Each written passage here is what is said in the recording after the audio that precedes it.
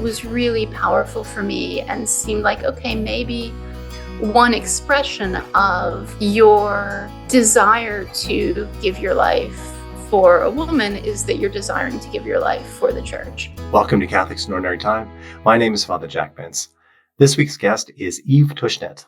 I had a chance to sit down and have a long conversation with one of the most interesting people in the queer Catholic space at the moment.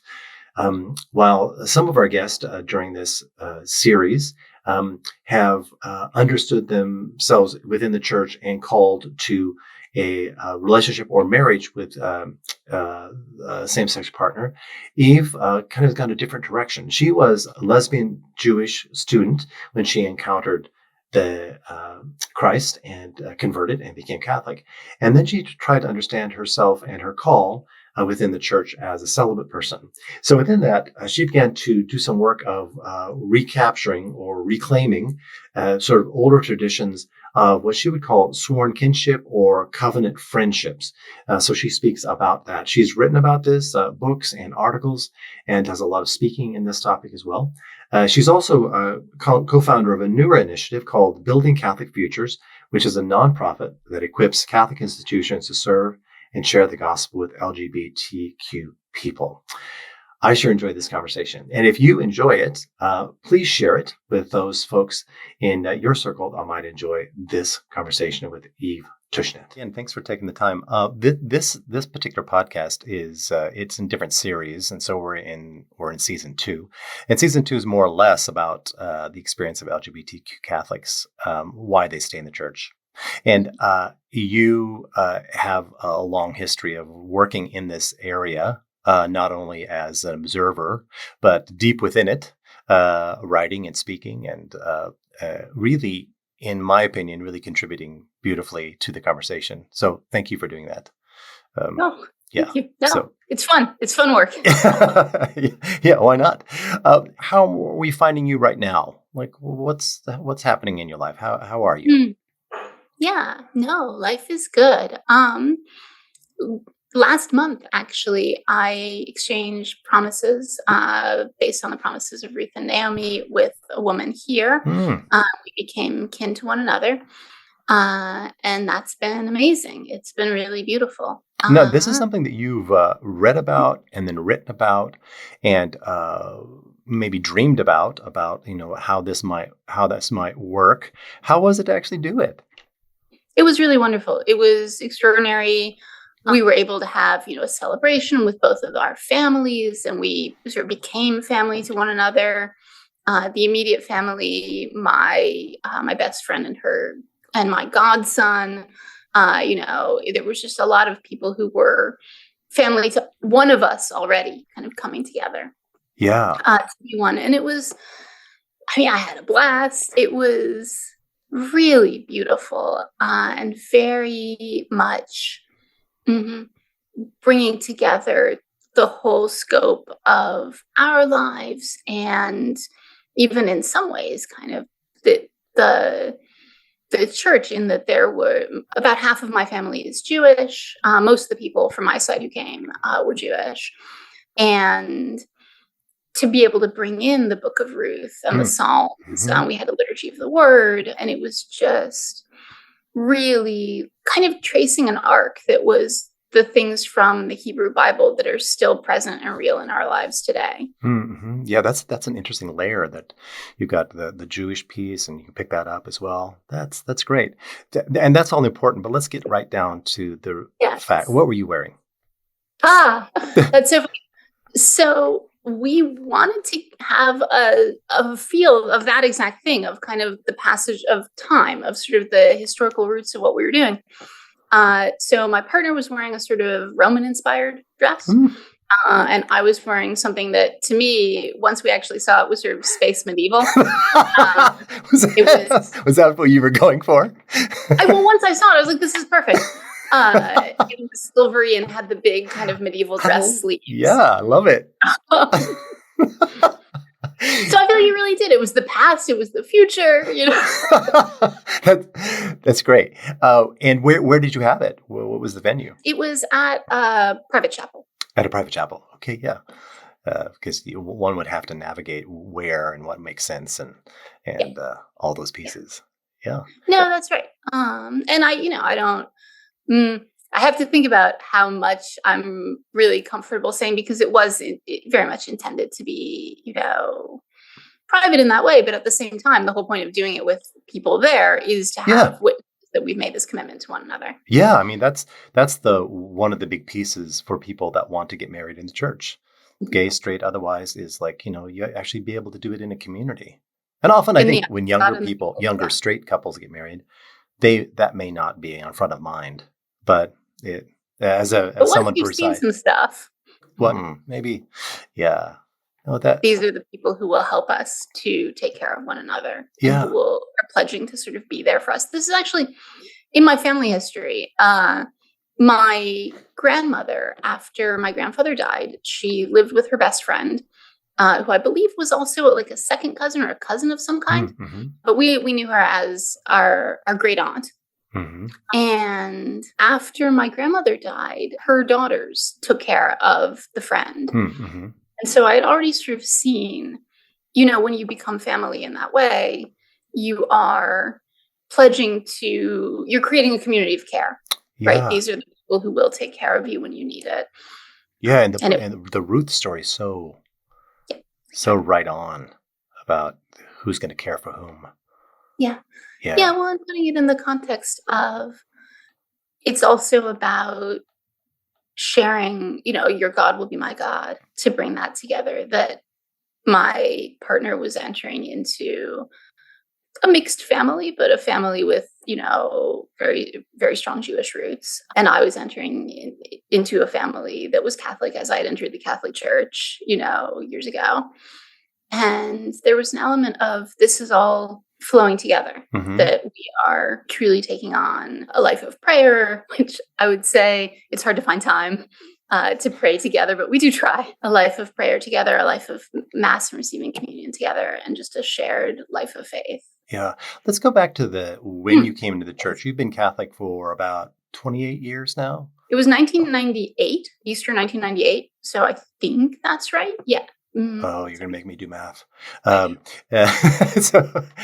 So, you came into the church while you were at college, Mhm. and as a young person, and you leapt into the church. Mhm. How has your prayer life shifted? I mean, that's a long space, and it shifts for all of us if we're paying attention. Hopefully, what do you do for prayer now that you didn't do then? Yeah, no, absolutely. It's been when I first came in, I did understand prayer as intentional time trying to be open to God. Mm-hmm. That was part of how I come into the church in the first place, was that I had been intellectually increasingly attracted to the faith, but I was like, I have no perception of God, so maybe I'm just making all this stuff up. Mm-hmm. And I prayed, and seemingly nothing happened. And then I did have, at a certain point, a sort of, I'm trying to think how to put it into words, a really intense experience of the created world as created, as all these things around me in this moment are in some way expressions of the artistry of God. And Was that a one time, like, bam, it happened? Or basically, yes. what happened? Well, tell me what happened. Oh, this is a funny story. So it's a sort of an embarrassing story. So I talk about this a fair amount. I'm a recovering alcoholic. And so it's not that surprising that the story takes place when I was like slightly tipsy. But I'm at a party basically and somewhat tipsy. And I go to the bathroom and I see this stain on the wall. And it's suddenly, I think I've been reading a lot of T.S. Eliot. He does a lot with the sort of sublimity of these broken objects, right? Uh-huh. Of sort of, I can show you fear in a handful of dust, but then he also is able to see God working in cigar ash and stuff like that. And so I had to sort of was looking at it with that probably in the back of my head. And really, I don't know how to put it, just felt all the things that went into creating this wall that I can now be in contact with. I can literally touch it if I want to, are the work of God. And it was one of those things that, who were they? The Greeks or whatever city who would debate everything once drunk and once sober to see if it lasted. Wow, I Uh, think a lot of us do that halfway. yeah. Yes. Well, so I mean, it really lasted. Every time after that I tried to look at the world that way, I could see it. And for me, for a long time, prayer was somewhat perfunctory. I think I was very scatterbrained. I was not a great person. I was a very crazy, essentially teenager. I was 19. But intermittently, I did know that there were these moments when you really were present to the created world that was a way of being in communication with God, receiving from God. And so that was so it was a mix of sort of prayer is the things that you are told to do, and then you do them, like saying grace before meals or Mhm. going to mass on Sunday or confession. And then also these moments when you could be truly present to what God was giving you in that moment. Yeah. And then gradually over time, I would say actually the thing that really helped in my prayer life was Lent. At a certain point, I started doing the thing where you add a prayer practice every Lent to kind Hmm. of try it out. And a number of them just stuck. I liked them. So I would start reading the mass readings first thing in the morning or praying a daily rosary. And some of those I did and then stopped. A lot of them I kept, and it made things more structured, which really helped. And then now I'm in a season of my life where everything's chaotic and extremely busy. And I started to realize at one point, I confessed that I was really distracted in my daily rosary. And the priest was basically like, that you don't have to do it, right? You can actually find prayers that you're able to be present to, even if they're shorter. Yeah, right. And so I did. So now my daily prayer is usually using that little Magnificat devotional. Mm-hmm. I'll do either morning or evening prayer with that. And again, Elizabeth, my partner, and I do our best to find time for prayer together, but we're at a tough season to do that. Yeah. Sometimes the best we can do is snatching little moments here and there. Right. And then with Eucharist and the Magnificat, and then the occasional other foray into other prayer practices. Yeah, Yeah. that sounds good. Um, it sounds like well, I'm assuming that you had a pretty open entryway into the Catholic Church in the sense of like the folks you encountered who were Catholic at school seemed to be what were they like? Why were you able to hang with them? I was really lucky, and I look back on it now and think about how unusual my experience was, because these were, for the most part, people who would have self-described, I think, as conservative Catholics. And it was the late 1990s, but they were in an extremely secular and frankly extremely gay environment where there was none of them for whom I was the first gay person they had ever met. And I was not even the first gay person who had some connection to the Catholic Church. Were they queer identified people as well, or not? No. They were not. No. They just had a certain basic level of, I'm not even sure comfort is quite the right word, but one thing that really stands out to me in memory, having now heard many other people's stories, was that they had no interest at all in kind of sitting me down and having this, like, here's what Jesus wants you to do about being gay. And conversation, they would talk about their own faith. And for those who were converts, what had brought them to faith. For those who were cradle Catholics, what had shaped them in faith and made them, take it seriously as young people. It was simultaneously theological, because that was what they were interested in, and also very personal. And they didn't feel this duty that I myself later felt and fell into as a trap, that you have to tell people what you think of what they're doing with their lives. Mm-hmm. There's sometimes pressure like that for me as well. That is to be resisted. Yeah. Yeah. And so it really was, as you say, there was an openness, there was an open door that, it's interesting. I don't remember how I learned that there was some kind of tension between something about being gay and the Catholic Church. I think nowadays we're in a much more, maybe this was always true and I just didn't see it. There's much less shared knowledge or vocabulary. So by the time I was interested in the Catholic Church, I already had some idea of, and I think the way that I phrased it at the time when I started asking questions about it was, why is the Catholic Church against gay sex? I think that's what I said. Mm-hmm. And I don't know where I really picked that up. And it's interesting that I thought of it that way and not, why is the Catholic Church anti-gay? Because I had done a fair amount of like gay activism and protesting and stuff in high school. and probably had that sense too, but did know that from the church's perspective, it was framed in some way as being about sex. And I don't know that nowadays that's as common a way of thinking about what is the question. Yeah, I would think that has shifted. Yeah, that has shifted. And what is it that attracted these people, the community, which has been a big theme for you in your speaking and writing? Was it the community? Was it sometimes people are attracted to the beauty of the church, which can mean 15 different things? Or there you are in a college setting and from an academic family. Was it the intellectual part of the church? What was it?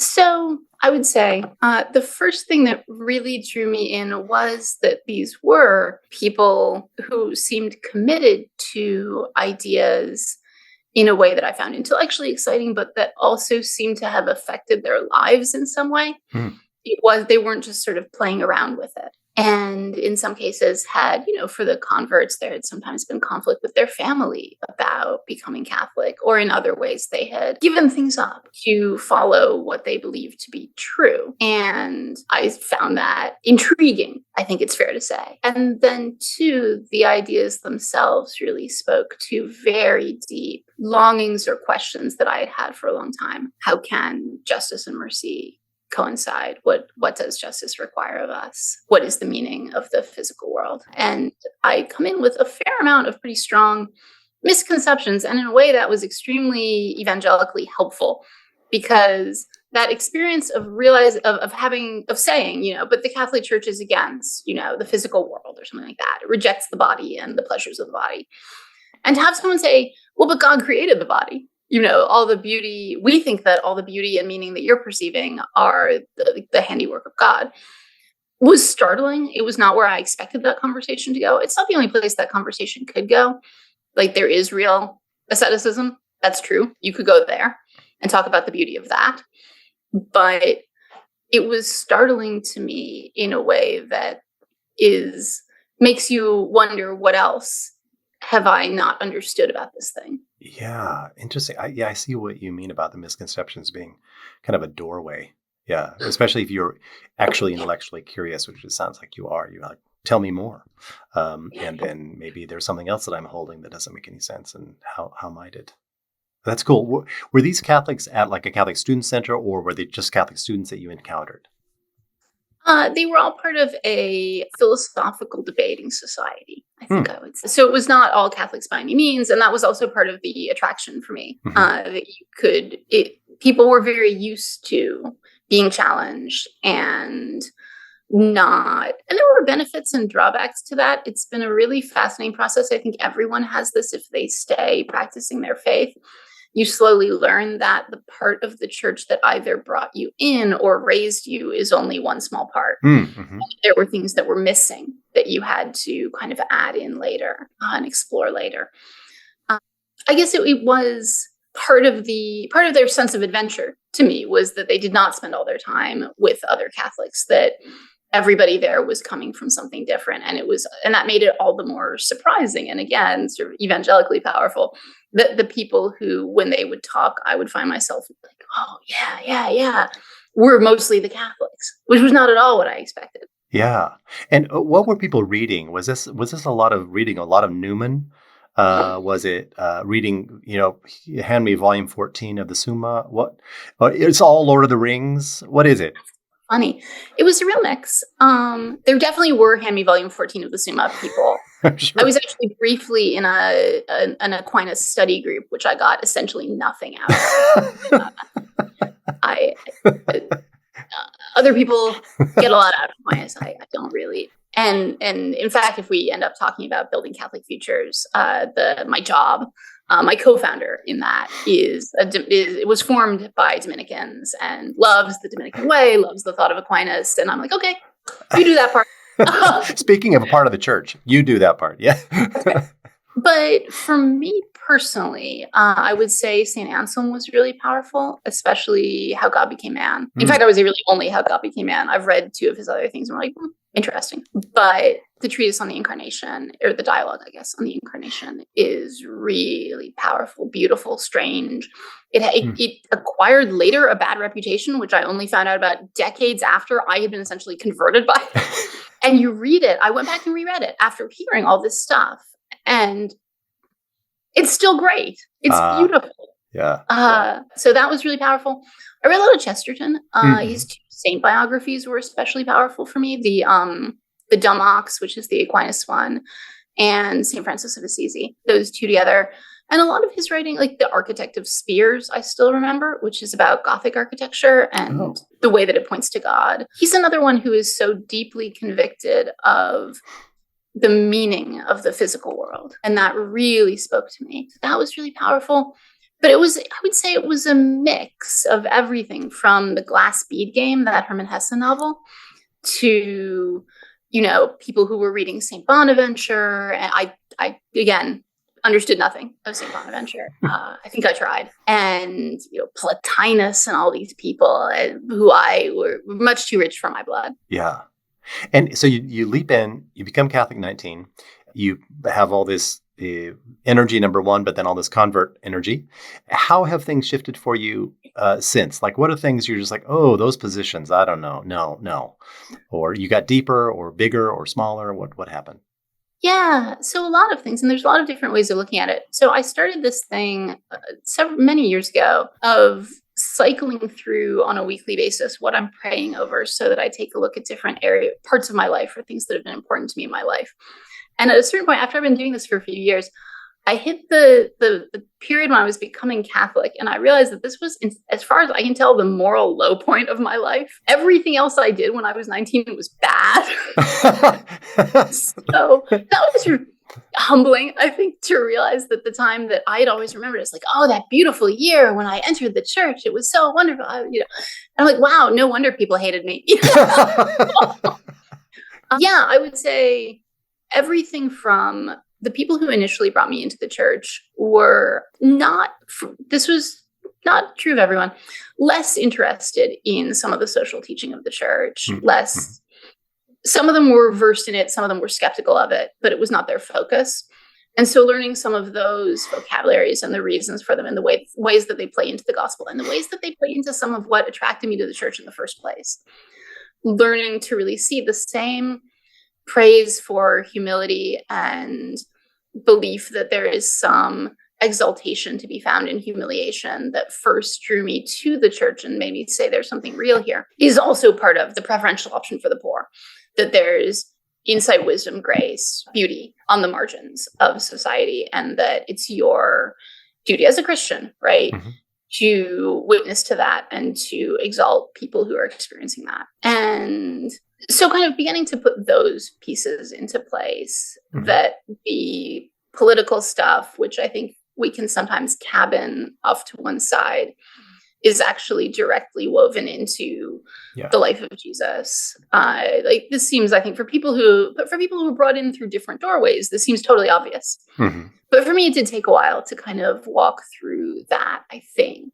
And, on the moral level, there were all kinds of things. Certainly, I think my most powerful experience of God's saving work, of God's actual real power in my life is in sobriety. I quit drinking in early 2012, over a decade now. And that was by far the hardest thing I've ever done at all, let alone kind of in the spiritual life. And it truly required real surrender. And like, I have no way out of this. And please carry me. So there was that. And then, I realized fairly early on that there wasn't anyone else almost who was really out there talking about what it was like to be openly gay and to not have any desire to be anything else, and trying to live in harmony with the church's teachings. And so I got up on my hind feet and started, yapping about what I thought that meant. And one of the things that we talk about a lot in Building Catholic Futures now is how hard it is for both individual gay people and also everyone who's trying to mentor us and help us and guide us, because we don't have a lot of other examples. And I look back on a lot of mistakes that I made, and a lot of things that the people who were trying to help me with things that they just didn't know how to handle or didn't know where to guide me or what to say. And simultaneously, I see all the mistakes that I made and feel responsible for, because I really did make those decisions and not everyone would have. And at the same time, maybe I would have made different decisions had I had a community, as I have now, of people I can consult who have that experience, who share that experience and can say, no, I think you're thinking about this in the wrong way, or, but have you considered people in this situation?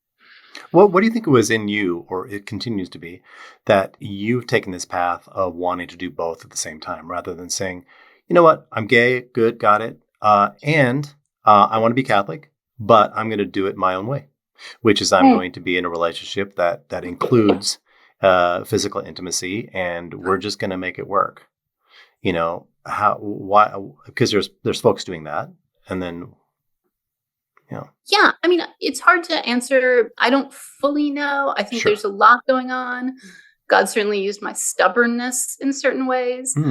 And also, you know, I was seeing the people who brought me into the church were, however imperfectly, people who believed that part of what it meant to be Catholic was to have the church as your mother and teacher.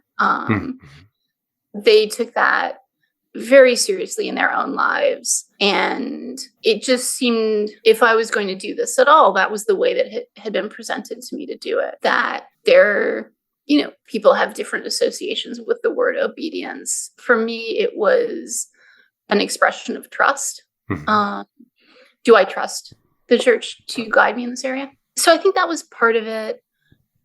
Part of it was that, you know, again, there's personality factors, right? Sure. I've always had zero future orientation. I just sort of I don't really, I'm not good at asking the question of, but how will this work out for you? And that's been bad in some ways, but in this way, it was great. I had no idea how it would work out for me, but I just sort of jumped in. Yeah, I don't know. And I'll say on a sort of emotional / spiritual level, it probably did help that I had a strong connection to or love for the church as the bride of Christ. So I had a somewhat sort of, I guess, in a certain way, bridal mysticism of that, where my soul was being drawn to the church, and that in some ways fed, I don't know how I want to talk about this, but there was a mystical connection that was really powerful for me and seemed like, okay, maybe one expression of your desire to give your life for a woman is that you're desiring to give your life for the church. That made sense to me. And I didn't think it was the only meaning. I'll say this too, actually. One thing that I feel really lucky that I started doing very early on was asking myself, okay, if you're not going to do normal stuff and get married to a woman, what are you going to do about your desire to love and serve women? And that led me to a ton of actually really good decisions. I served for 20 years as a crisis pregnancy counselor. And that is a pretty intensely woman-focused community, unsurprisingly, that fed me spiritually a lot in terms of just being in that community of women. I began really, especially after I read St. Aelred's Spiritual Friendship, I began really leaning into and making more sacrifices in my relationship with my best friend. And that bore enormous fruit. What kind of sacrifices would those be in a really obvious example would be when she had her first child, it was no longer possible for her to spend hours on the phone with me, right? You know, and I reached a point where I was like, I really feel like we're growing apart. This seems really bad.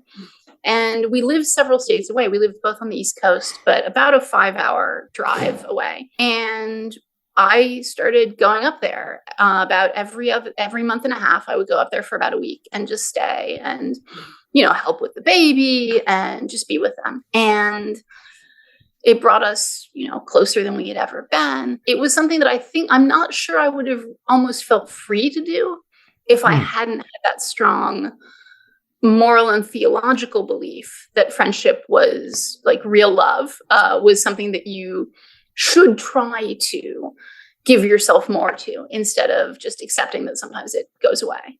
Yeah. Oh, that's helpful. Thank you for that. Because friendship's really important to me. I had read Saint Alred as well, and was alternately inspired and also, good God, so overheated. And like, what is that? What does that actually mean? To so that's helpful to put some practical framing around it. That's good.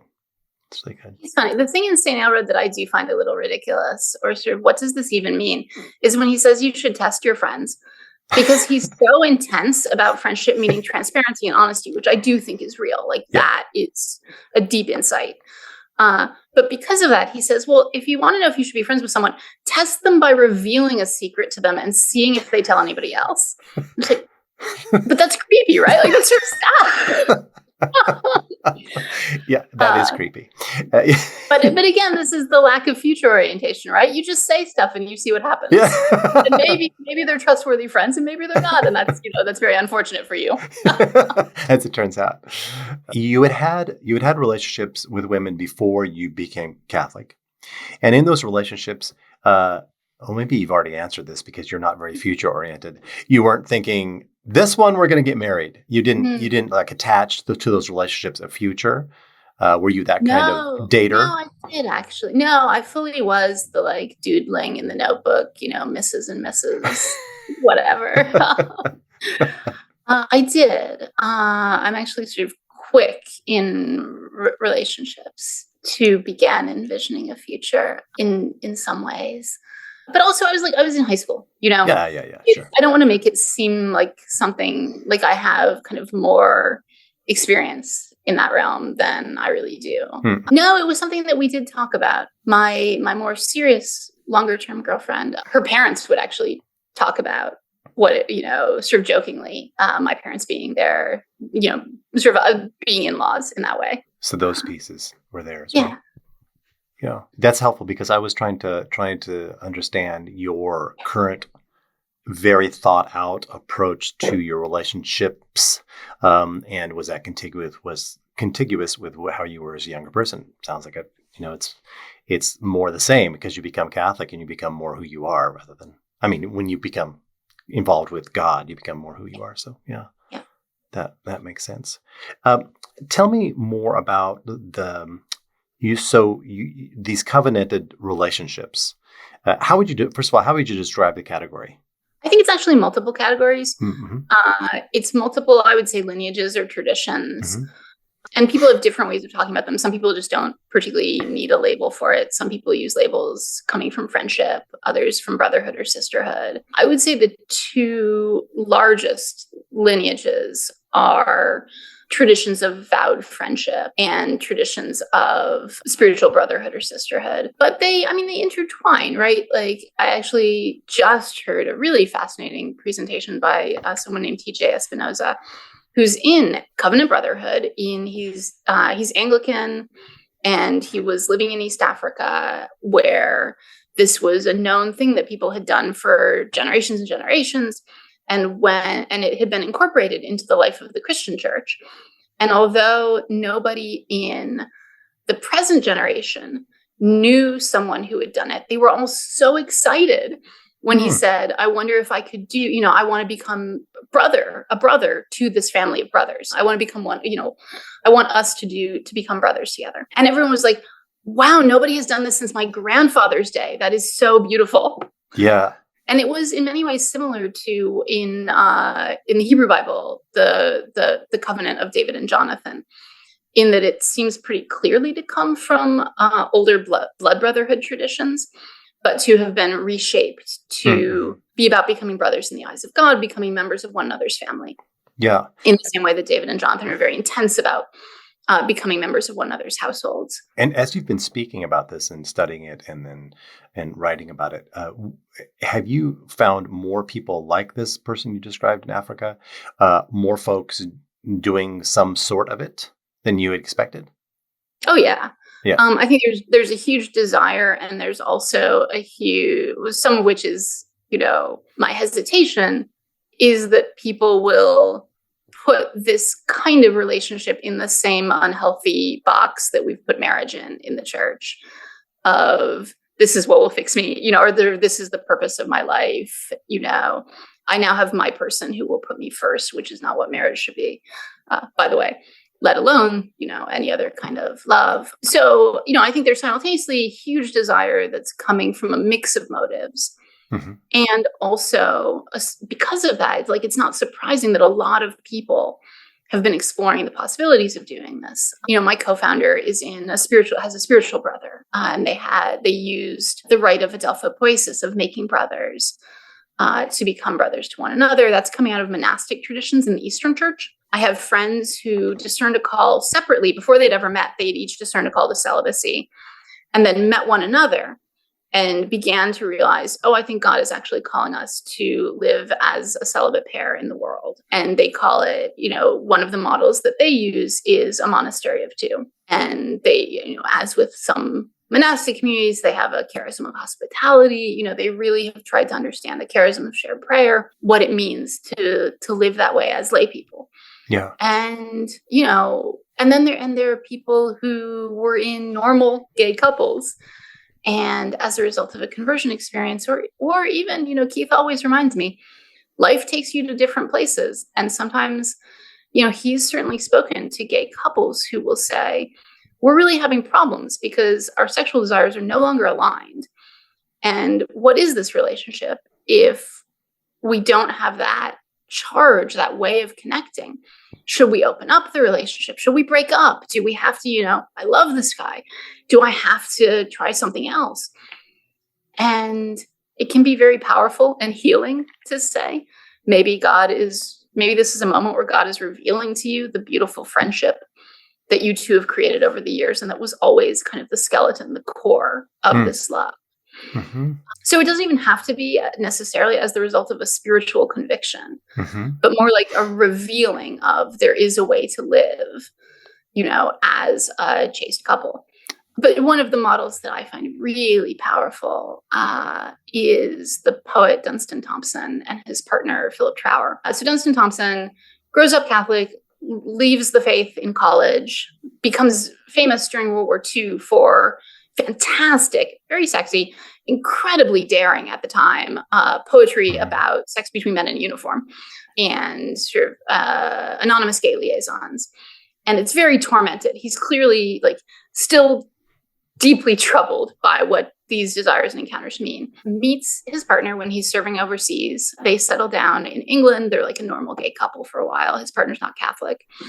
Slowly, potentially because of his domestic happiness, he begins to reopen this question of faith. He begins to, they go on a pilgrimage to Walsingham together, the Shrine of Our Lady of Walsingham. Mm-hmm. They see a Eucharistic procession there, and Thompson kneels and prays before the Eucharist. They go to Rome in, I want to say, 1950 for the proclamation of the Assumption. I'm trying to remember the exact doctrine that it was. And so there are these moments, and ultimately, one day, Thompson comes home and says to Trower, I really need you to know, I went to London today. I went to confession and to Mass, and we need to, if you can accept this, I forget exactly how he phrased it. We have Trower's account of what happened. Our relationship is going to need to become chaste, and we may be told that we need to live separately. Can you accept that? And Trower writes, I said yes. And they're actually, Thompson's spiritual director said, no, I think the two of you will serve God better together. Trower himself became Catholic later. They lived in basically domestic bliss, as far as anyone can tell, until Thompson died in the 1970s. I was actually able to meet someone. Trower lived much longer. He lived into, I want to say, the 2000s or 2010s. So I was actually able to meet someone. Elizabeth and I met someone who had known him and who remembered him with deep fondness. He seems to have been really loved. And one thing, where I'm going with all this long story, as far as we know, they never explored any possibility of a tradition or ritual that would in some way, that their relationship would fit into. But starting from the very beginning, the image of friendship is really powerful in Thompson's writing. At first, it's like the friend betrays you. The friend is always in some way a false friend. And that seems to be kind of true of God as well. And then he meets Trower. And he discovers, and even before, I think this is a poem from right before he began to practice his faith again, but there's this poem where he writes, "Now I have found, as after thunder showers, the friend my childhood promised me." Wow. Yeah, it's lovely. I mean, that just sang to me. I think there's a certain personality type, which includes some straight people and a big swathe of gay people, for whom those childhood friendships are just like a touchstone forever. And that's me, and seems to have been him as well. Yeah. Well, it's so good to hear about the opening up of the possibility of other ways to be, and I assume that informs a large part of the work you're doing right now, is to try to say, okay, there are other options, there are opportunities, there are ways to build community, whether it's just two people or being in a larger community. There's different ways. And I remember when marriage equality was still very much contested. I mean, it's still contested, but very contested as far as legal standing. And I remember my first response thinking like, wait a second, it seems like regular marriage, is that something everybody wants to do? Because it seems to have difficulties of its own. Can't there be an opportunity to build something new, between people? Can't this be an opportunity to say there are other options? Yeah. And I know that you've had your own history of attitude towards the marriage equality. Yeah. So those are, to me, two questions. One, right. I mean, I said in my second gay Catholic book, I wrote a little bit about, I had done a fair amount of work in speaking, opposing gay marriage. And ultimately, as with you, I do think the real underlying structures ideally would be different, but that there would be something more like a domestic partnership, or just a way of having public recognition of same-sex relationships. But I feel like the more important thing, and the thing that I should have realized at the time, was that all of that political agitation was really gay kids who were growing up in that time remember all of that as an incredibly painful time. And I just very deeply wish that I had spent that time advocating for them, as opposed to doing anything on the political side of it. Yeah.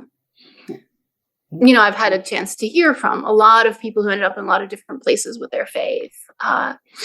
And regardless of what the ideal legal structure would be, and I have always thought that there needs to be legal recognition for same-sex relationships in some way. And I would say I still to this day believe that the ideal version of that would not be called marriage, and would not, be understood in that way. But hearing from them, it seems very clear that what I needed to be doing with my time was, advocating for people who were hearing again and again from the pulpit or from their parents that God was against them, and that there was no purpose to their love, and that their love was inherently selfish. The things that they wanted for their future were bad. And to give them hope and find a way to take their side. And I didn't. And I would say that is, in terms of my public life, for sure my biggest regret. What's exciting for you about the work you're doing now with the is it called Building Futures? Building Catholic Futures. Building Catholic Futures. I've looked it up 9 times. I should have it written right here. Building Catholic Futures. What's exciting you about that work now? Oh, I love it. So what it is, it's a nonprofit. It works with Catholic institutions and leaders to better evangelize and catechize gay people. So I would say it's working with dioceses. A lot of dioceses heard through the synodal process that people are desperate for better answers on LGBT stuff.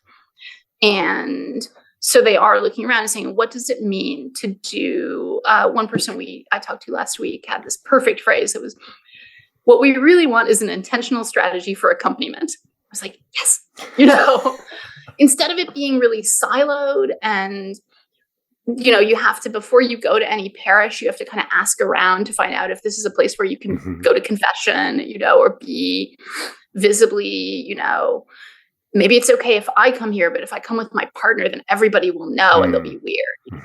Instead of that, to have an understanding that's across the diocese of, here are some of the patterns in pastoral needs, and what attracts gay people to the faith, what makes it hard for them. So it's working with institutions, some dioceses, some smaller institutions, working with schools and school systems, working with parent groups. Our real goal, I would say, is twofold. One, to make it so that everybody knows that you can be gay and Catholic, and that you can be openly gay, self-accepting as gay, and practicing your faith in harmony with the church, that everyone knows that there is no conflict there. And nobody ever starts that journey from the assumption that these are identities in conflict. And then the other way to think of it is, instead of it being about hemorrhaging people more slowly, that we actually say, no, this is evangelical work. There are things in the Catholic Church that are uniquely attractive to gay people. There are things in the Catholic Church that, if you have gay people witnessing and showing what it looks like to flourish in the Catholic Church, people will see that. And not only, instead of the dynamic you have so often now, where we do badly, and therefore not only gay people leave the church, but also their families, their loved ones, their friends. Yeah, correct. Now, people are coming in. People are staying, and as their families and friends and loved ones see that, then it becomes actually an evangelical work. So I would say those are our kind of twin visions. And we have, it's interesting that we got into this conversation sort of through the question of relationships and community, because we have this thing on our website. So it's buildingcatholic.org. I have to say this whenever I can. And we have something called our 5 building blocks, which are basically 5 things that are currently not being done much in the Catholic Church. And if they are done, have enormous potential. And one of them is showcase unnoticed vocations, because one thing that we've learned is that while there are, as you asked, there's, I think, an unusual and sort of hidden number of people who are living in partnerships that they understand in various ways. There's also tons of people who are living as artists, as, in intentional communities, in networks of friends, in kind of chosen family is the term that you'll often hear in gay communities. There are, people that we work with who are in priesthood or religious vows, and there are people who are married and like in, sacramental marriage. But there's also this wide array of ways of giving and receiving love, sharing your gifts with the church, serving the next generation, being fruitful in that way as a spiritual mother or father. And a big part of what we're hoping to do, although Keith and I are both partnered, we're actually the only ones on the BCF kind of personnel who are. And it's kind of important to us to say, that's the reality. And we have, I think, a really good resource on pastoral care for same-sex couples. But most people aren't. It turns out, if you look at the numbers, it's a fairly small minority of gay people who are partnered to someone of the same sex. It's a minority are partnered at all. And interestingly, if you look at LGBT people, about half are married to someone, or partnered to someone of the opposite sex. Because there's a lot of bisexuals in the world, and a lot of people, who are in some way under the T or the Q. And so where I'm going with all this actually is that, like, my passion for the traditions of friendship and of spiritual brotherhood in the church is because I think these are real. I think they're beautiful. I think some people are being called to them now. 2, I think we can learn a lot from them about the nature of friendship for everyone. And 3, for gay people specifically, I think one of their huge, deep questions is, what is the purpose of my desire to love someone of the same sex? Like, is what in the eyes of the church is good and beautiful in that? Because I know it's good and beautiful. Does the church know that? And I think these traditions are one way of saying, in the same way, imagine how hard it would be to understand life as a heterosexual. It's hard anyway. Imagine how hard it would be if there wasn't sacramental marriage. Yeah, right. And it's not that, obviously, everyone marries. It's that gives a vocabulary for saying, okay, the purpose of these desires is probably related in some way to this beautiful and holy category of marriage, Right. even if it ends up being marriage to the church, etc. Yeah. I remember when I first was looking at religious life and came into religious life, and I had a friend say to me, it's just so great that you are under vows of celibacy. And so we get to see that it's possible because this particular person's like, I'm sick of the whole sex thing. and it's so great to see that, like, it's not required. You're just like, yeah. And that witness piece, it surprised me that was valuable. But anyway. No, I think it's something that comes up a lot in kind of gay Christian circles, the degree to which the work that we're doing in exploring lives of celibacy in the world, lay celibacy in different forms, can also be incredibly valuable for straight people who, for one reason or another, are not marrying. Yeah. Which a lot of church culture, I think maybe especially in the US, is really set up to foster. Yeah. No, that's the young adult ministry is kind of like, the goal here, we all know why we're here. We're here to meet our mate and make more Catholics. There are other ways to do young adult ministry. That's right. But yeah, that sometimes seems to be the only calculus or the only result of, like, oh, it's working. Yeah. So this sounds great. I love what you're doing. How's life in your own parish now that you wander in with all this in your head? No, well, I've been really, really blessed by the churches here, and it's one thing I didn't quite take into account is that it's California. There's a Catholic church every 5 feet. It's surprising, right? It's incredible. And, so I actually am not 100% sure which geographic parish area we're even in, because there's 2 that are very close. And then we actually go to a different one. We go to the University Mission near us, which is my partner's alma mater. So she's been going there, and she grew up in this area. So she's been going there for a long time. And it's been really beautiful. It's an interesting world in that in some places there's an obvious magnet parish for gay people, the gay community. And here, so far, that hasn't really emerged strongly, which does make it a little bit difficult to kind of meet other people. But, there's benefits and drawbacks to that kind of gathering spot. I had a friend actually made the incredibly true, insightful point of, imagine that you're in a city that has 2 parishes. One is a small parish, mostly older people, and it's known as kind of the gay magnet parish. The other is a big church, lots of Spanish masses, and it's constantly full, and it seems to be mostly young families. Which church has more gay people going on an average Sunday? The big church. That's right. Yeah, correct. That's right. Yeah. And I think it's been interesting to be in a place that doesn't have, because in DC, my usual church probably was one of the gay magnet parishes. And there were, and if you went long enough, you would kind of get that vibe, even if you didn't see the bulletin announcement about the LGBT ministry, etc. Yeah. And here it's not. It's people are just kind of there. And every now and then you'd be like, I wonder. And because my partner's been here forever, I'll sometimes be like, I sort of ask her, and she'll be like, oh, yeah. I know her. Yeah. One of the things I usually ask is what gives you enough hope to remain in the church? But I think you've kind of answered it. The work you do, the parish experience you have, the being held.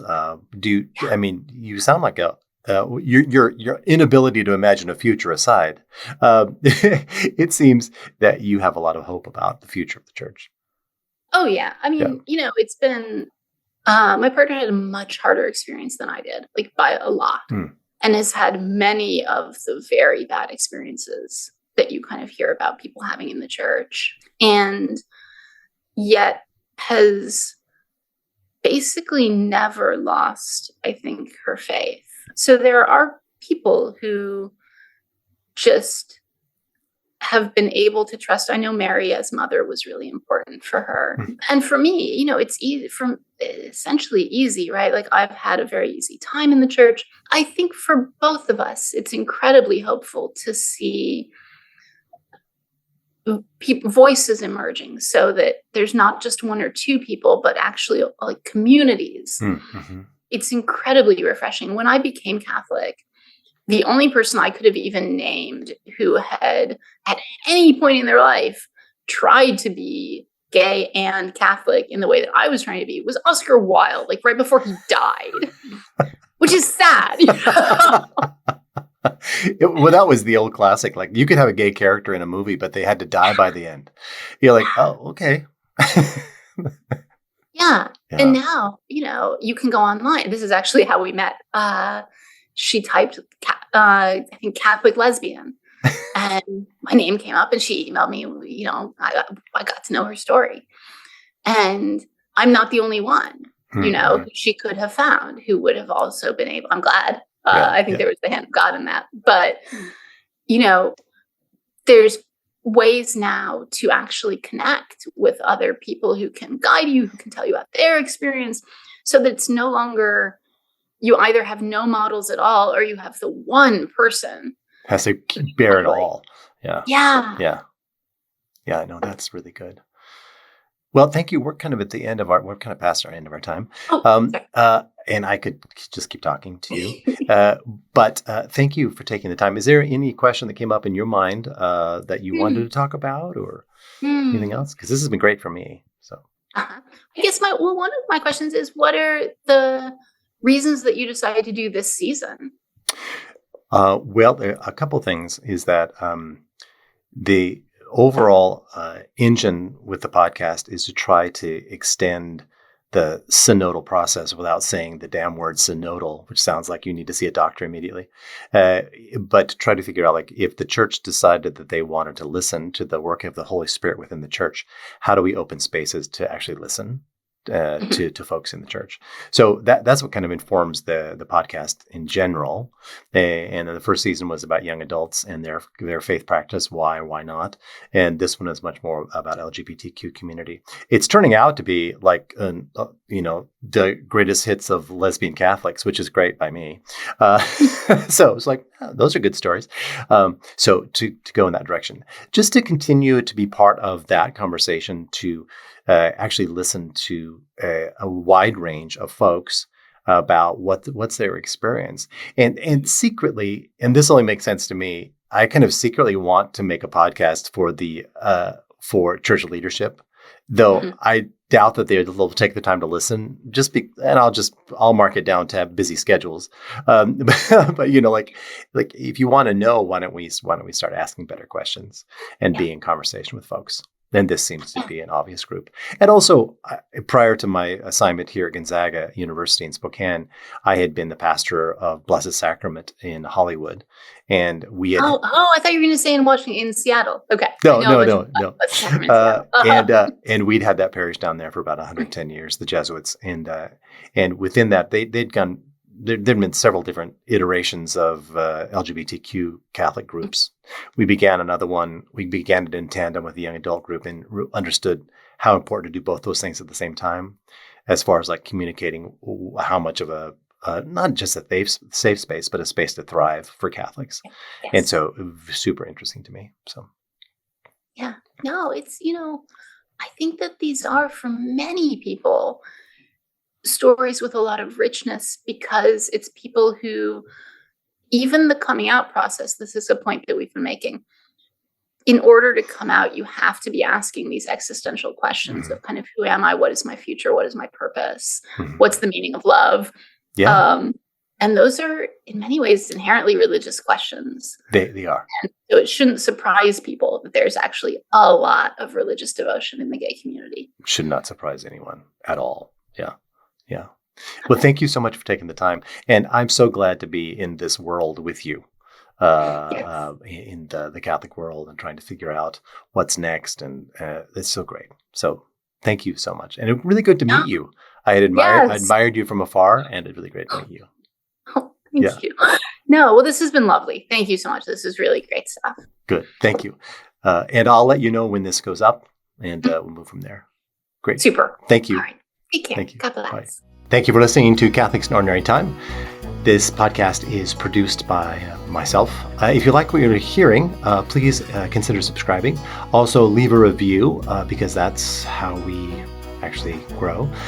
We have a lot more conversations ahead of us. Looking forward to having you on the journey. And thanks again for being part of it.